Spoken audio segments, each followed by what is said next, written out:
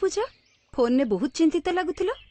हाँ आशा दीदी कथा कौन कि मते लगुछि जे मो गुड़िया भोकिला रही जाउछि। किंतु तुमको काहे एमती लगुछि? ता एथिपाई आशा दीदी बोध हुए मोर सेते क्षीर बाहरु नाही जेते ताकू भोक लगुछि। आमे कोन ताकू बाहर खाद्य पेय देई परिबुनी। किंतु पूजा तुम गुड़िया तो एबे 6 मास रु कम अछि ना? हाँ आशा दीदी एबे जदि ताकू बाहरर किछि खुएबो तेबे ताकू लाभ बदल रे क्षति करिवो। आउ 6 मास पर्यंत गुड़िया एबे माँ क्षीर व्यतीत किछि हजम करि परिबनी। ताकू झाड़ा भी हेई पारे।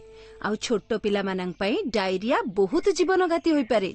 किंतु आशा दीदी क्षीर भी तो कम। पूजा तुमे जेते अधिक गुड़िया को स्तन्यपान करेबो ना सेते अधिक क्षीर उत्पादन हेबो। जदि तुमे ताकू बाहरर किछि भी खाइबा को तबो ना तेबे क्षीर कम उत्पादन हेबो। आउ रक्तहीनतार विपद भी तो अछि ना गुड़िया को। आउ ता छडा संक्रमण आउ एलर्जीर आशंका भी बढ़ी पारे। इते विपद थाए बाहरर खाइबा पीबारे? हाँ बिल्कुल। आउ पूरा दुनियार डाक्तर एहा ही कहउचंती। तुमको भी एकथा मानिबाकू हेबो। हाँ आशा दीदी मु जने माँ शत्रु तो नुहे।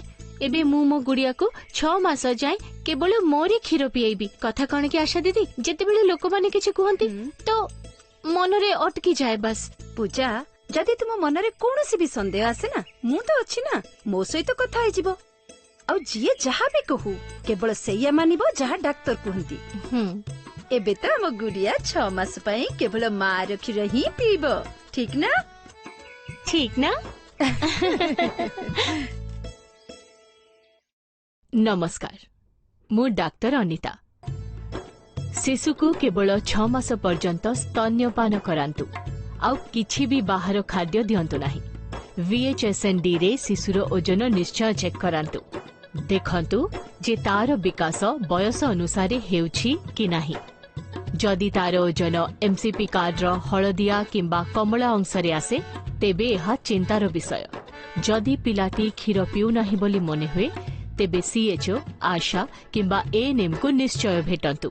मने रखिबे मो कथा आउ किलकारी रो आगामी वीडियो पाई अपेक्षा करिबे।